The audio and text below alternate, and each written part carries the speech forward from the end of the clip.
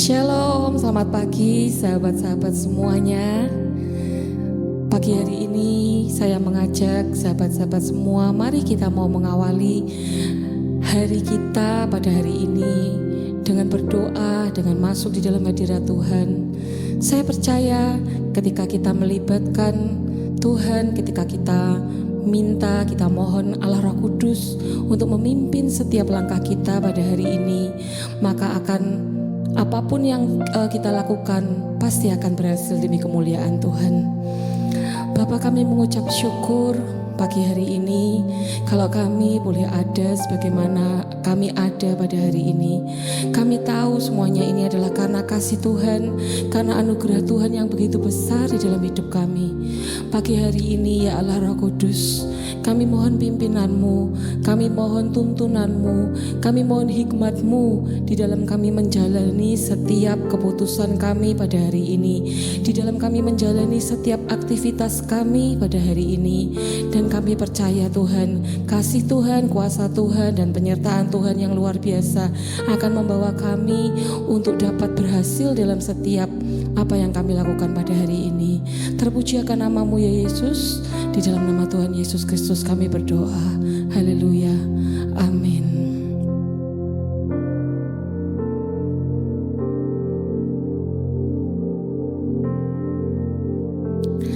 Berhembuslah Roh Kudus di tempat ini.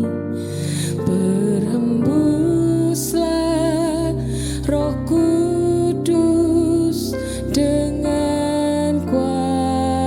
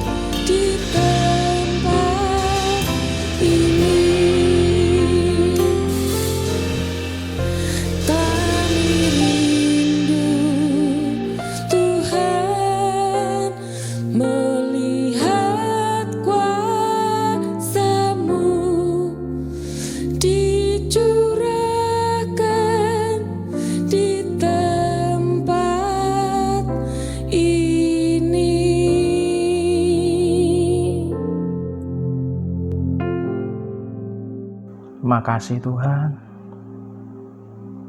Terima kasih untuk urapan-Mu ya Tuhan. Terima kasih untuk kasih setia-Mu ya Bapa.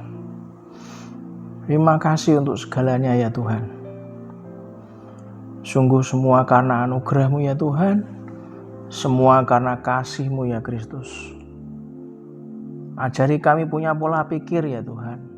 Untuk setiap hari kami menumbuhkan kasih Kristus itu dalam kehidupan kami.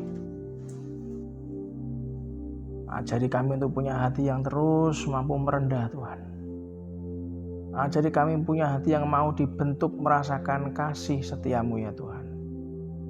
Ajari kami untuk terus mengalami Kristus dalam kehidupan kami. Pagi hari ini kalau kami bangun tidur dalam keadaan sehat Tuhan, kami sungguh mengucap syukur sebelum matahari terbit. Sampai pada malam nanti kami beristirahat Tuhan. Kami menyiapkan tubuh, jiwa, dan roh kami untuk besok kami beribadah Tuhan, memuji dan menyembah-Mu Tuhan. Mendengarkan isi hati-Mu lewat roh dan firman-Mu Tuhan. Pagi hari ini kami tidak lupa untuk mendoakan semua sahabat kami Tuhan, keluarga besar. Selamat pagi sahabat yang mungkin masih lemah tubuhnya Tuhan, masih dalam keadaan sakit, dalam pemulihan Tuhan. Biarlah kasih-Mu, anugerah-Mu memulihkan, menguatkan, menyembuhkan ya Bapa. Biarlah Tuhan pagi ini juga kalau ada dari keluarga besar, selamat pagi sahabat yang membutuhkan mujizat-Mu Tuhan, membutuhkan uluran tangan-Mu Tuhan. Tangan-Mu terulur memberikan mujizat buat kami. Terima kasih untuk hari yang penuh kelegaan dan kelepasan ini. Terima kasih hari di mana kami terus Kau ingatkan untuk mengucap syukur Tuhan. Hari di mana kami memperbarui sukacita kami, kebahagiaan kami Tuhan. Terima kasih untuk semuanya. Biarlah hamba-Mu Tuhan, ajari hamba-Mu ini bisa sharing dengan bahasa sederhana dan mudah dimengerti. Biar wahyu, hikmat, dan pengertian ada dalam diri kami semuanya. Sehingga pagi hari ini Tuhan, iman kami dikuatkan, tubuh kami disegarkan, roh kami menyala-nyala dalam Tuhan. Di dalam nama Tuhan Yesus Kristus, kita semua yang percaya katakan amin, amin, amin, amin. Nah, shalom Bapak Ibu semuanya. Hari ini izinkan saya mengucapkan selamat pagi untuk Anda semuanya. Di hari Sabtu sudah hampir setahun penuh saya menemani Anda setiap hari Sabtu ya. Itu karena kemurahan Tuhan. Dimana kita tahu walaupun kita tidak ada di lokasi yang sama, tapi kita bisa saling sharing Saudara, ya kan? Saling menguatkan satu dengan yang lain. Anda bisa juga minta bantuan didoakan atau Anda mau kesaksian, silakan Saudara. Kita bukan lagi orang lain, kita sudah hampir 1 tahun ini setiap Sabtu kita ketemu, ya kan? Kita adalah keluarga besar, selamat pagi sahabat. Nah, pagi hari ini, izinkan saya sharing dengan tema menumbuhkan kasih Kristus, Saudara. Saudara, ini kita masuk ke minggu yang ketiga, tapi Sabtu yang kedua, Saudara. Di mana hari Selasa lalu, saya sharing di Komsel bersama, saya cerita tentang cara pandang yang baru. Di sana saya cerita mengenai pola pikir yang dibarui, Saudara. Nah, kalau pola pikir ini Anda dan saya bisa menangkapnya dengan pemahaman yang benar, maka hidup kita akan lebih mudah, Saudara. Banyak dari Anda dan saya, banyak dari orang itu berpikir bahwa begitu hidup kita diubahkan, baru pikiran kita akan diperbarui. Nah, hari Selasa kemarin saya sharing nih Saudara di Komsel bersama. Kita itu akan diperbarui cara pandang kita. Hidup kita akan diperbarui. Kelakuan kita akan diperbarui. Itu kebenarannya adalah, yang benar adalah Anda dan saya memperbarui pikiran terlebih dahulu sebelum kita mengalami perubahan hidup, Saudara. Jadi jangan dibalik. Kalau kita berdoa, kasih aku perubahan hidup ya Tuhan. Kasih aku perubahan hidup, maka aku akan bisa diperbarui. Itu tidak akan terjadi, Saudara. Maka itulah kenapa jika Anda dan saya ingin keluar dari kondisi, ingin keluar dari keadaan di mana hidup kita itu terasa tidak menyenangkan gitu kan. Rasanya pergumulan, terus ngalami kemunduran, pekerjaan kita ngalami kemunduran, usaha kita ngalami kemunduran, pelayanan kita tidak ngalami kemajuan. Maka saya sharing di Komsel Bersama kemarin, mungkin isi kepala Anda dan saya harus keluar terlebih dahulu, saudara. Anda harus memasuki pola pikir cara pandang yang baru, saudara. Itulah kenapa hari ini izinkan saya sharing pola pikir yang mana sih yang salah satunya kita lanjutkan dari Komsel Bersama yang hari Selasa kemarin. Yaitu pola pikir untuk kita menumbuhkan kasih Kristus, saudara. Mari kita baca di Efesus 3 ayat 18-20. Dikatakan, aku berdoa supaya kamu bersama-sama dengan segala orang kudus dapat memahami betapa lebarnya dan panjangnya dan tingginya dan dalamnya kasih Kristus. Ayat 19 dikatakan, dan dapat mengenal kasih itu sekalipun ia melampaui segala pengetahuan. Aku berdoa supaya kamu dipenuhi di dalam seluruh kepenuhan Allah. Ayat 20 dikatakan, bagi dialah yang dapat melakukan jauh lebih banyak daripada yang kita doakan atau pikirkan, seperti yang ternyata dari kuasa yang bekerja di dalam kita, saudara.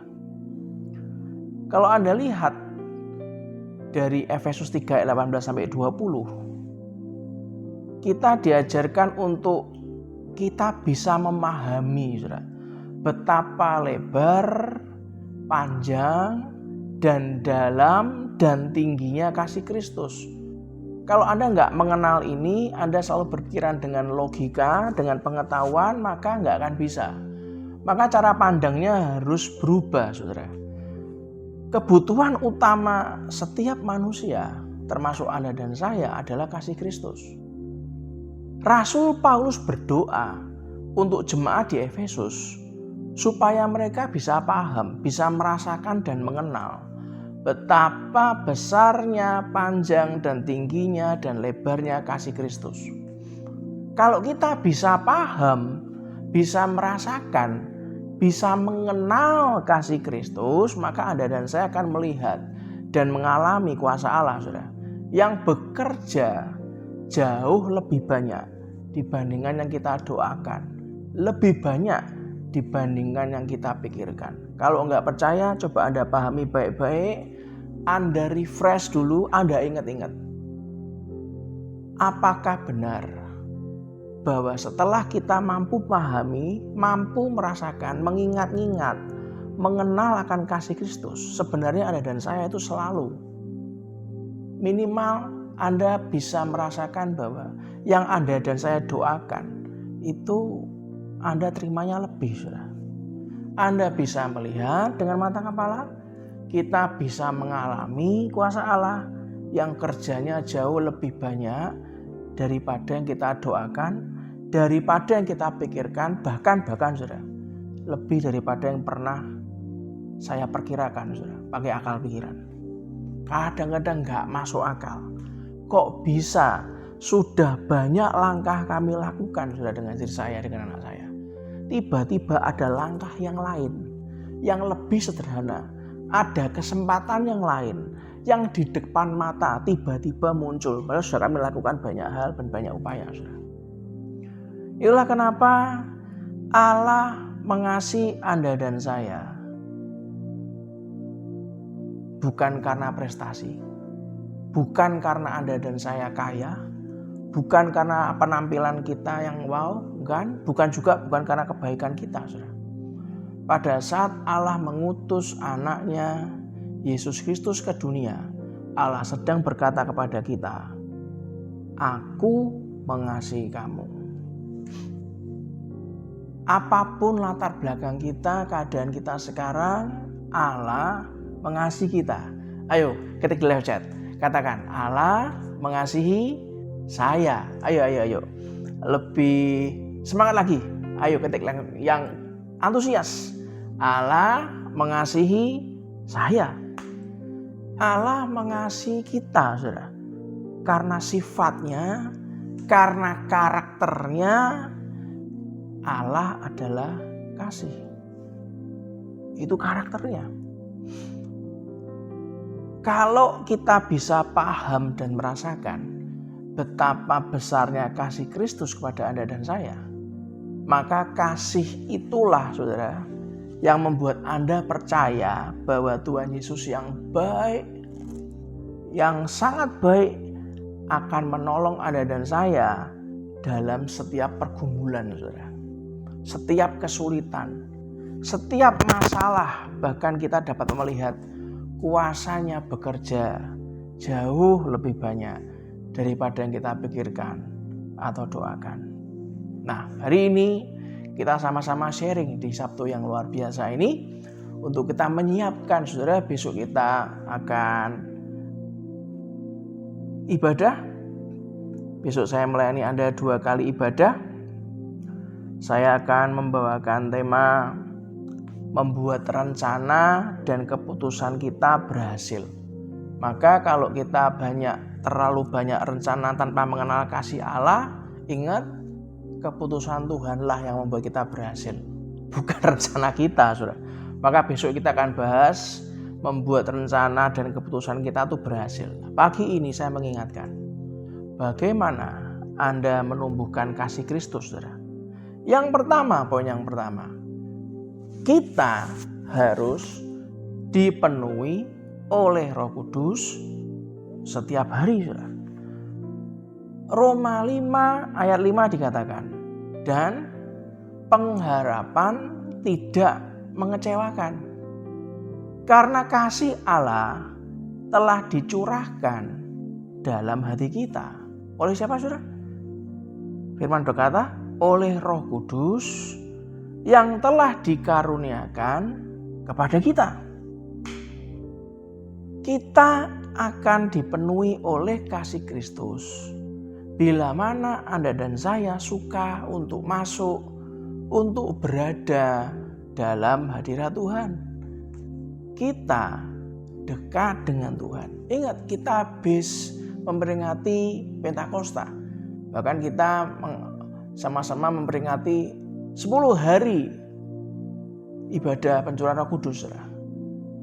Anda akan terus diingatkan, di-refresh untuk betul-betul Anda sadar bahwa kita tuh dipenuhi oleh kasih-Nya Tuhan. Dan kita harus ingat, Anda dan saya dipenuhi oleh kasih Allah, oleh kasih Kristus.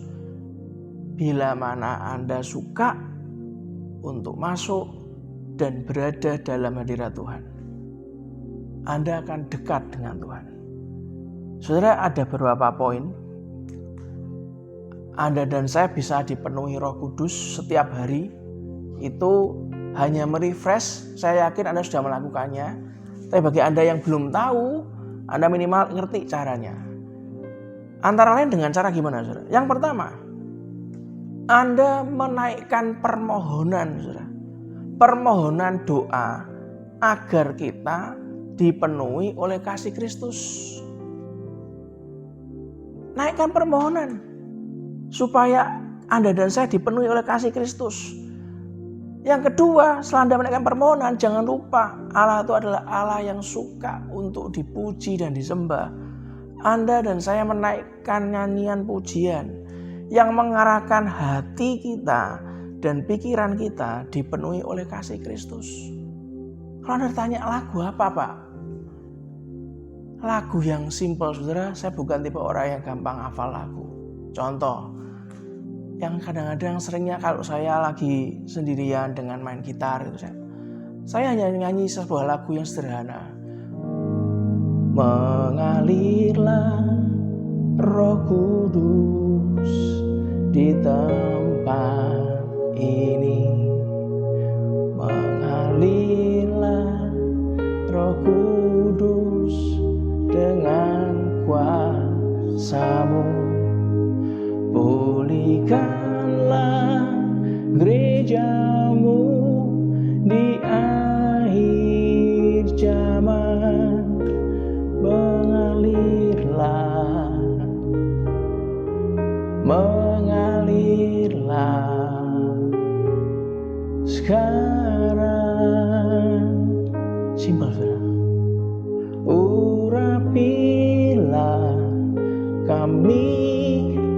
dengan minyak baru.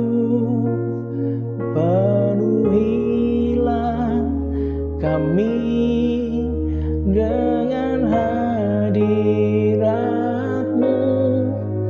Kami rindu Tuhan melihat kuasa-Mu dicurahkan di tempat ini.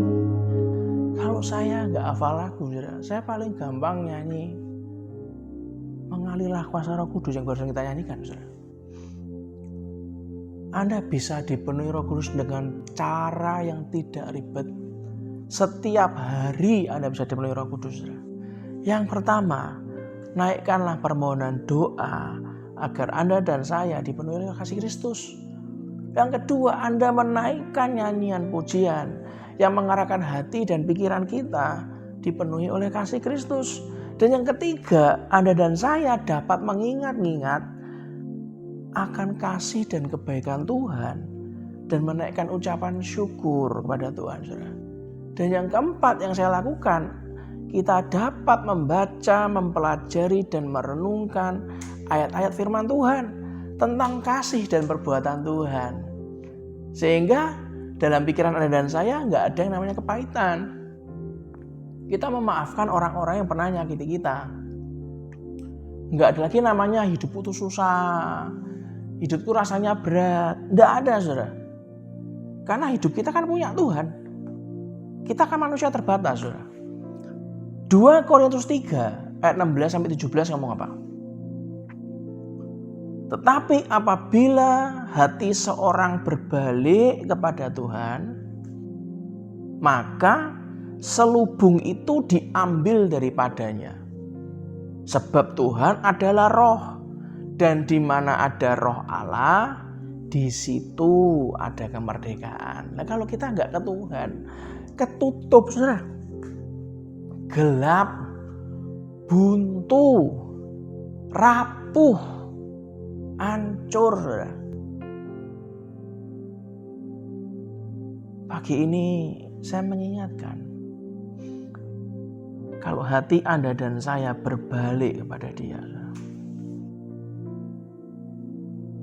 maka selubung itu akan diambil daripadanya. Karena Tuhan kita adalah roh.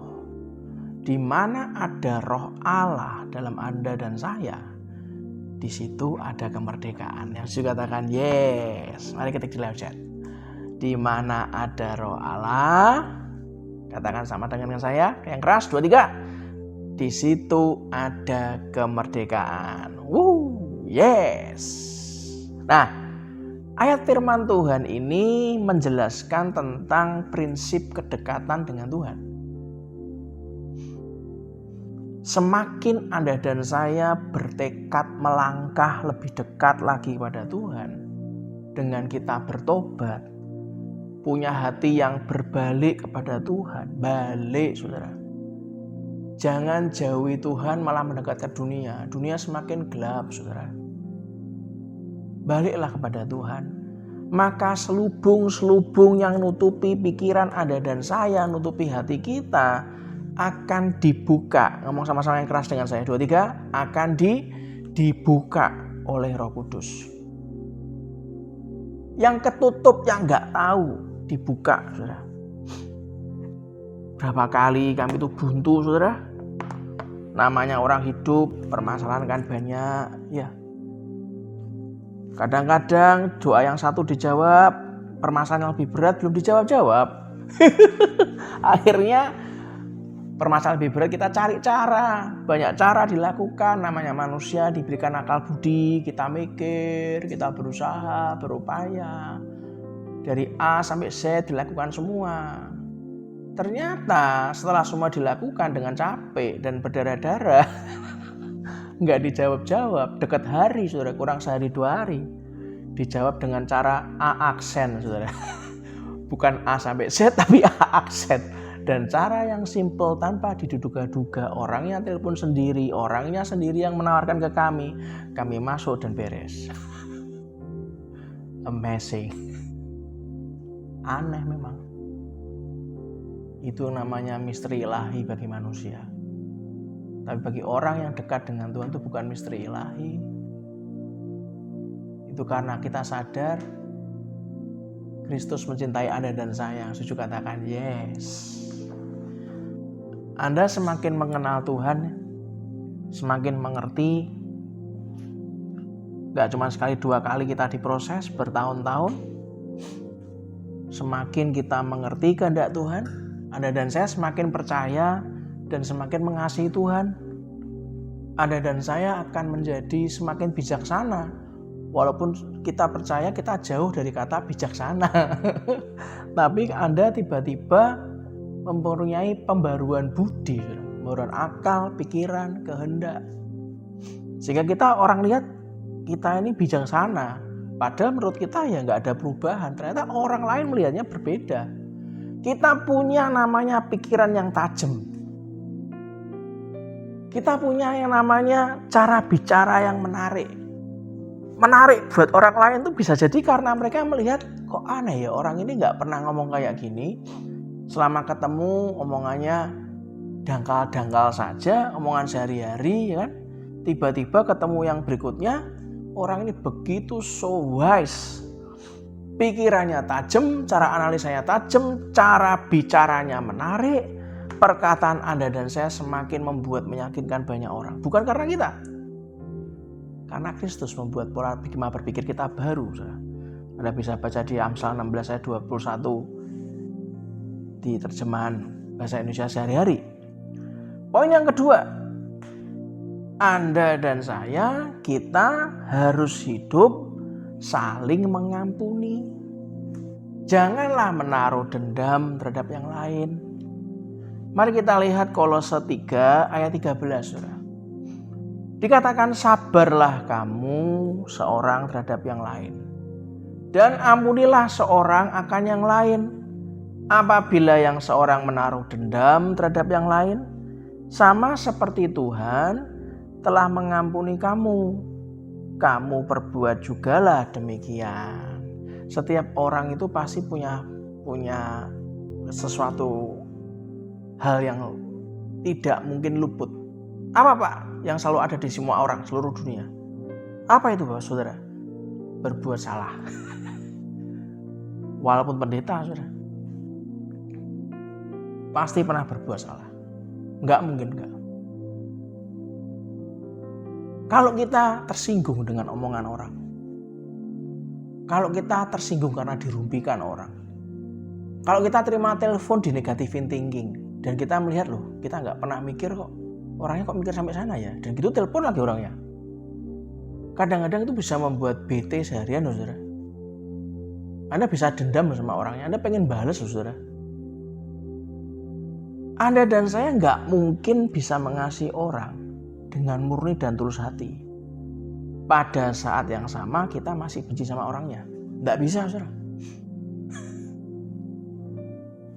Kenapa? Kok bisa seperti itu? Karena hati kita tuh dibentuk Tuhan, bukan untuk hati yang bisa membagi-bagi. Hati kita tidak bisa dibagi-bagi. Yang satu ruangan untuk mengasihi, ruangan yang lainnya untuk membenci. Tidak bisa. Pasti akan ketahuan. Sebagus apapun, sehebat apapun, walaupun Anda seorang aktor yang luar biasa, orang akan kerasa. Anda tulus atau tidak, orang akan kerasa. Hati Anda dan saya itu utuh, saudara. Nggak bisa terbagi-bagi. Kalau di dunia sekuler enggak Pak, kita bisa pasang tampang kok, ketawa terbahak-bahak di depan musuh kita. Iya, saya tahu saudara. Di depan musuh seakan-akan kita bisa menjadi temannya mereka. Setuju, saya setuju. Tapi ingat, musuh kita pun sama. Dalam hati mereka cuman hai saudara. Tapi pulang dari acara, pulang dari ketemuan, perang lagi saudara. Pertanyaannya, apakah itu yang namanya persahabatan yang tulus hati? Apakah itu yang namanya fellowship yang tulus hati? Apa itu namanya mengasihi? Yakobus 3 ayat 11 ngomong apa? Yakobus 3 ayat 11 ngomong apa? Adakah sumber memancarkan air tawar dan air pahit dari mata air yang sama? Ada nggak saudara? Ngomong kiri kanannya, ngomong sama hati kita. Tidak ada. Iya kan? Yakobus 3 ayat 11 ngomong apa? Adakah sumber yang memancarkan air tawar dan air pahit dari mata air yang sama? Anda dan saya nggak bisa sungguh-sungguh mengasihi keluarga kita, orang-orang yang mengasihi kita dengan murni dan tulus hati. Nggak bisa kalau Anda dan saya sendiri menyimpan kebencian, menyimpan dendam terhadap orang lain di luar sana, saudara. Saya tertarik tadi pagi, saya coba dalami seorang yang namanya Bapak Nelson Mandela, saudara. Pak Nelson Mandela ini dikenal sebagai tokoh anti-apartheid dan anti-ras. Ia menghabiskan sebagian besar hidupnya di penjara karena aktivitasnya di anti-apartheid dan anti-ras ini, saudara. Anda bisa lihat di Google, Anda cek sendiri. Nelson Mandela dipenjara selama 27 tahun atas dakwaan sabotase terhadap pemerintah Afrika Selatan pada saat itu. Dan ia menjadi simbol perlawanan terhadap apartheid. Gerakan anti-apartheid itu, Nelson Mandela adalah tokoh kunci dalam gerakan anti-apartheid di Afrika Selatan, saudara. Apartheid itu sistem diskriminasi rasial yang membedakan marga negara berdasarkan ras, yang dimana mayoritas kulit hitam itu menjadi korban dalam sistem itu, saudara. Pada tahun 1962, Nelson Mandela ditangkap, didakwa karena kegiatan sabotase terhadap pemerintah Afrika Selatan. Ia dituduh melakukan aksi sabotase dan akhirnya dijatuhi hukuman penjara seumur hidup pada 1964. Sebagian besar saya baca, sebagian besar Mandela menghabiskan tahanannya di penjara Pulau Robben yang terkenal dengan kondisi penjara yang sangat buruk. Ia juga pernah dipindahkan ke penjara Pollsmoor dan kemudian ke penjara Victor Verster.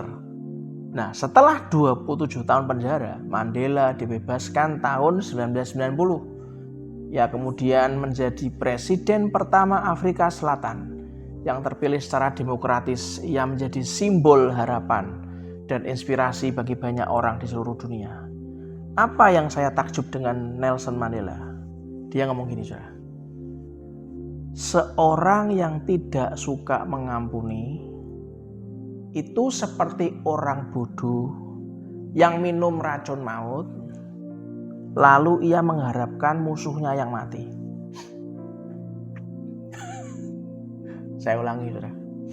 Kalau ngomong kepahitan, saya yakin ini lebih kepahitan, saudara.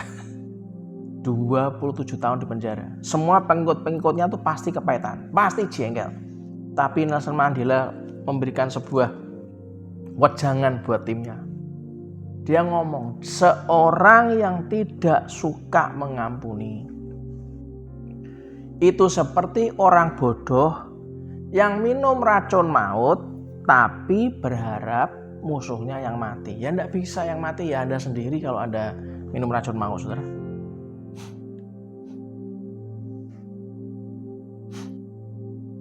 Enggak ada hubungan yang awet dan bertahan lama kalau Anda tidak mau mengerti orang lain, mau menumbuhkan kasih dan sikap saling mengampuni. Itu kepada manusia, saudara.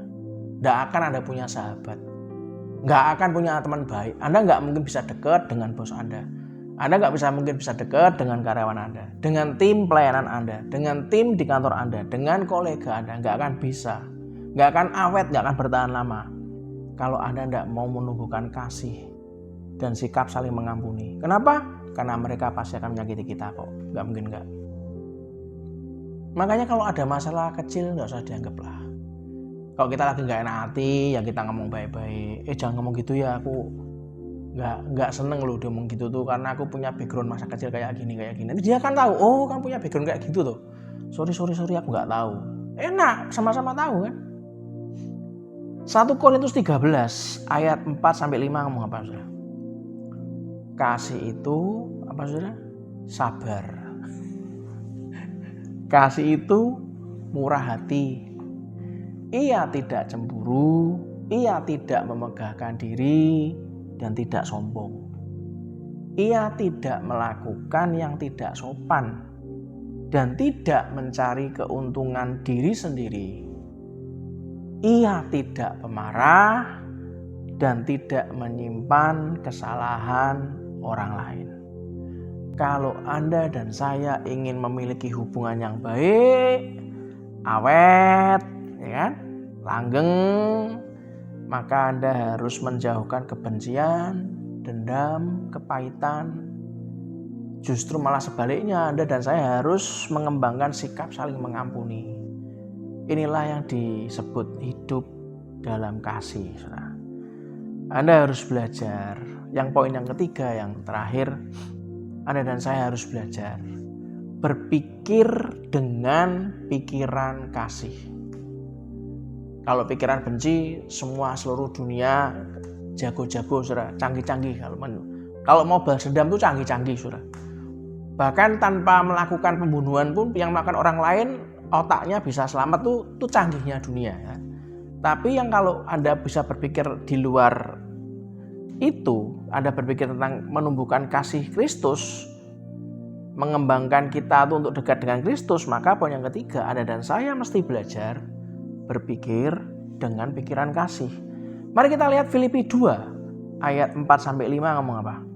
Dan janganlah tiap-tiap orang hanya memperhatikan kepentingannya sendiri, tetapi kepentingan orang lain juga. Hendaklah kamu dalam hidupmu bersama menaruh pikiran dan perasaan yang terdapat juga dalam Kristus Yesus. Nah, pertanyaan gini, apa sih arti berpikir dengan pikiran Kristus? Kan itu pertanyaan, saudara. Yesus tuh mikirnya gimana ya? Nah, ini yang kita harus belajar untuk mulai memberi perhatian kepada kebutuhan orang lain.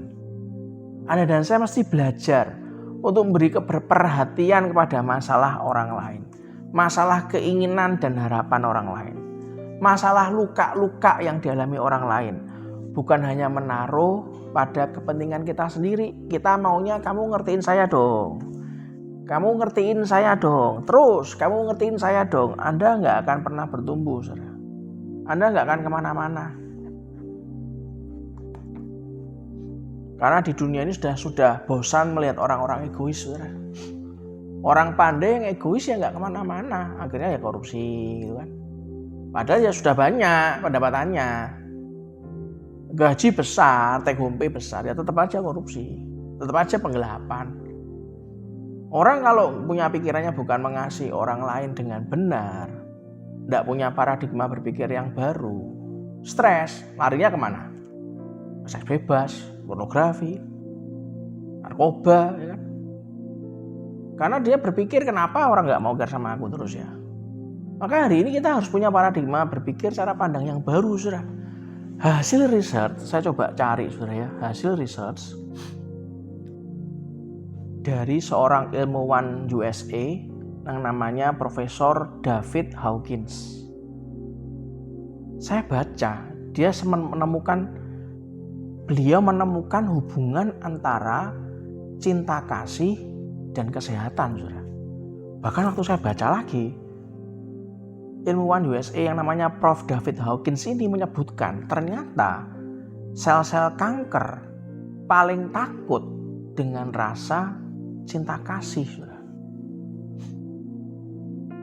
Profesor Hawkins ngomong kebanyakan orang sakit, Anda yang sakit atau lemah tubuhnya nggak usah baper. Saya cuma cerita dari apa yang saya coba gali. Kebanyakan orang sakit karena di dalam dirinya tidak ada hati yang penuh dengan cinta kasih yang tulus dan ikhlas. Mendem, nimbun lagi. Masalah kok ditimbun? Ngapain saya aja mau membuang semua masalah, bahkan masalah lemak aja saya buang. Bantu doa aja, Saudara, masih turun 3 kilo, Saudara. Ya, doakan aja bisa turun 30 kilo, itu kan lumayan, Saudara, ya. Harus punya lifestyle yang sehat, pola pikir yang sehat, paradigma yang baru, Saudara. Profesor David Hawkins, ilmuwan Amerika, merilis hasil risetnya yang paling mutakhir dan menggambarkan di mana ada kaitan erat antara cinta kasih dan kesehatan.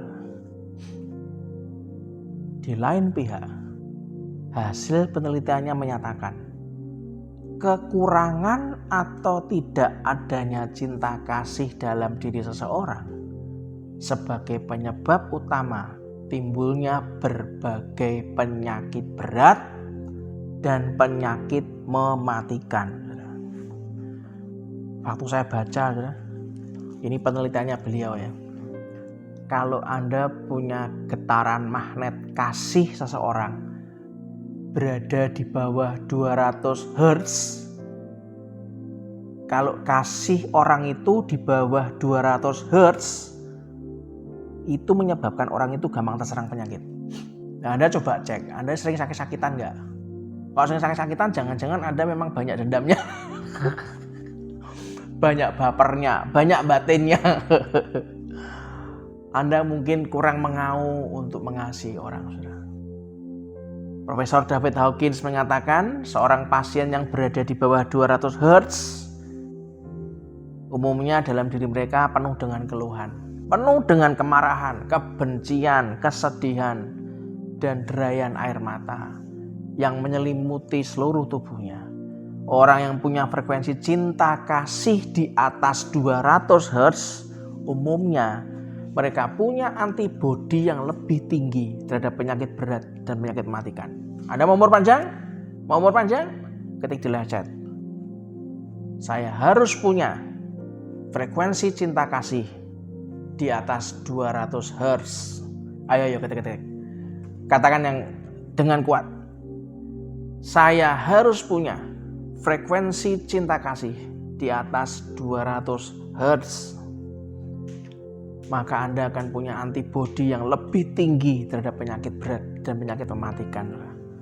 Orang yang dipenuhi dengan kasih, belas kasihan, suka menolong, suka memberi, mudah memaafkan, lemah lembut, santun, terbukti frekuensi magnetiknya berada pada kisaran 400 sampai 500 Hz. Bahkan waktu saya baca lagi lebih dalam, sebaliknya, mereka yang suka membenci, emosional, gampang ngamuk, nyalain orang lain, marah, dendam, iri hati, menuntut orang lain ngertiin dia terus, egois dalam semua hal, hanya memikirkan kepentingan pribadi, tidak pernah memikirkan orang lain, perasaan orang lain gak dipikir, kebutuhan orang lain Anda lupakan, yang penting kebutuhan Anda minta dipenuhi terus. Orang seperti itu punya frekuensi magnetik yang paling rendah, Saudara. Itu loh yang menjadikan penyebab awal timbulnya penyakit kanker, sakit jantung, dan penyakit kronis lainnya. Nah, kan pagi ini Anda mulai berpikir dan merenung. Tuhan, ampuni saya. Benar, Saudara? Anda harus mampu berkata, Tuhan ampuni aku. Karena terlalu banyak kesakitanku itu karena ternyata aku sendiri, Tuhan. Belajarlah untuk tetap rendah hati seberapapun tinggi kedudukan jabatan Anda di dunia, Saudara. Karena kalau Anda merasa diri Anda jabatannya tinggi, Anda selalu harus merasa diorangkan. Padahal sudah orang, masih merasa diorangkan. Padahal kan sudah manusia. Kenapa harus minta dimanusiakan lagi? Harus dianggap lebih tinggi dibanding yang lain-lain. Aduh. Lah kenapa Anda harus belajar membuat kasih kita semakin hari bertumbuh ke arah Kristus? Profesor Hawkins memberitahukan kepada Anda dan saya dari sudut pandang medis bahwa pikiran itu punya pengaruh sangat luar biasa terhadap kesehatan dan penyakit seseorang. Ingat, pikiran, saudara. Pagi hari ini saya ingin kita sama-sama dewasa. 1 Petrus 2 ayat 24 ngomong apa? Ia sendiri telah memikul dosa kita. Kristus telah memikul dosa kita di dalam tubuhnya di kayu salib, supaya kita yang telah mati terhadap dosa hidup untuk kebenaran. Oleh bilur-bilurnya kamu telah sembuh. Ayat firman Tuhan ini menyatakan bahwa kasih Kristus itu berkuasa untuk mengampuni segala dosa kita. Seberapa besar kotor Anda dan saya, seberapa najis dosa Anda dan saya, kita itu sudah diampuni oleh Kristus, saudara. Nah, kenapa? Percayalah bagi Anda yang sakit, Dia sanggup menyembuhkan segala penyakit, seberat apapun penyakit itu. Kenapa? Karena kasih Kristus berkuasa untuk mengampuni segala dosa kita, sebesar apapun dosa itu. Maka percayalah, katakan dalam hati kita, dosaku sudah diampuni, penyakitku sudah sembuh. Jadi nggak usah dibesar-besarkan, saudara. Kalau ditanya orang, gimana sakitnya? Sudah menuju kebaikan. Aku percaya pasti sembuh total. Wah, gitu, saudara. Diimani terus. Filipi 4 ayat 8 yang terakhir. Jadi akhirnya, saudara-saudara, semua yang benar, apalagi saudara, semua yang mulia, semua yang adil, semua yang suci, semua yang manis, semua yang sedap didengar, semua yang disebut kebajikan dan patut dipuji. Firman berkata, pikirkanlah semuanya itu. Semua berawal dan berakhir dari pikiran. Ubahlah cara pandang Anda dan saya terhadap dunia. Ubahlah cara pandang kita kepada orang lain. Ubahlah cara pandang Anda dan saya pada masalah. Dan juga ubahlah cara pandang Anda dan saya kepada Kristus, saudara. Amin. Itulah kenapa pagi ini tumbuhkan kasih Kristus dalam hidup Anda dan saya. Satu pujian. Hidupku menggenapi firman-Mu, tanda mujizat sertai tiap langkahku. Kau bersamaku di jalanku, jadi bukti kebesaran-Mu.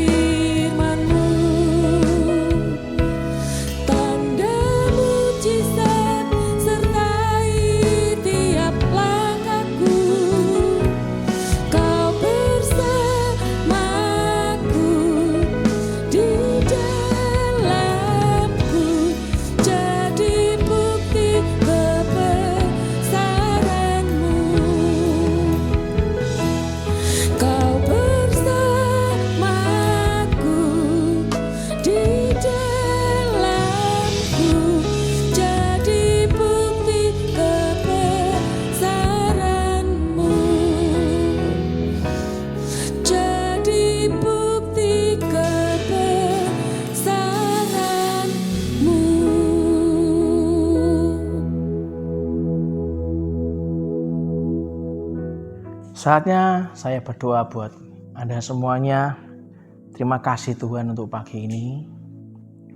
Kau ubah cara pandang kami Tuhan. Kau tumbuhkan kasih Kristus dalam kehidupan kami. Ampuni kami Tuhan kalau selama ini selalu menaruh pikiran negatif buat orang lain. Selalu berprasangka buruk terhadap orang lain. Memperlakukan orang-orang yang sudah mengasihi kita dengan tidak selayaknya.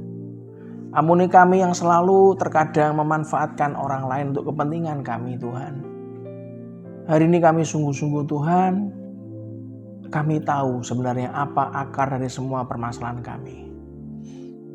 Saya sungguh berdoa buat Anda yang pagi ini minta didoakan khusus. Mungkin Anda yang masih sakit dan lemah tubuhnya. Yang mungkin Anda berkata, aku belum bisa mengampuni orang itu Pak. Aku jengkel. Aku kepahitan sama dia. Gara-gara dia aku ngalami ini semua. Dan itu mendarah daging bertahun-tahun. Dan hari ini keluarga Anda kacau. Ekonomi keluarga Anda kacau. Anak, keluarga, suami, istri. Semua hubungan Anda dengan sosial yang lain, dengan orang luar. Kacau. Kalau pagi ini Anda ingin dipulihkan Tuhan. Baik kehidupan rohanimu, kehidupan jasmanimu, hubungan sosial dan bahkan keuangan. Anda harus berusaha untuk mengampuni orang lain. Bahkan saya bisa merasakan beberapa dari Anda sudah berkata, aku lebih mempercayai hukum alam semesta. Aku sudah gak percaya lagi dengan namanya kebaikan, ketulusan. Semakin aku tulus, semakin aku diinjak-injak orang lain. Semakin aku mengalah, semakin aku dibuat kalah-kalahan. Dan saat Anda melihat program Selamat Pagi Sahabat hari ini, mata Anda, mata rohani Anda dicelikkan. Bahwa semakin Anda diperlakukan tidak adil, kasih Anda dimanfaatkan, kejujuran Anda membuat Anda justru malah diinjak-injak, ditipu sana, ditipu sini. Kemengertian Anda, pemahaman Anda untuk mengasihi orang lain membuat Anda dimanfaatkan. Demi kasih Tuhan saya berdoa, saudara. Biarlah Anda melepaskan, merilis yang namanya pengampunan buat mereka. Mereka tidak tahu apa yang mereka lakukan. Yesus juga berkata, mereka tidak tahu apa yang mereka lakukan. Ampuni mereka. Urusan mereka sama Tuhan, bukan sama kita, saudara. Kalau semakin Anda meminum racun itu tiap hari, yang mati bukan mereka, saudara. Yang mati itu kita. Ngapain Anda jengkel terus? Tumbuhkan kasih Kristus dalam hidup Anda dan saya. Kalau itu yang menjadi selama ini akar dari semua permasalahan kehidupan Anda sampai pagi ini. Taruh tangan kanan di dada, izinkan saya berdoa pagi ini. Bapa di dalam nama Yesus. Aku sungguh-sungguh berdoa ya Tuhan. Aku sungguh-sungguh berdoa. Pagi ini kau celikkan mata kami Tuhan. Bahkan kau berikan cara kepada kami untuk sembuh dari penyakit yang berat ini Tuhan.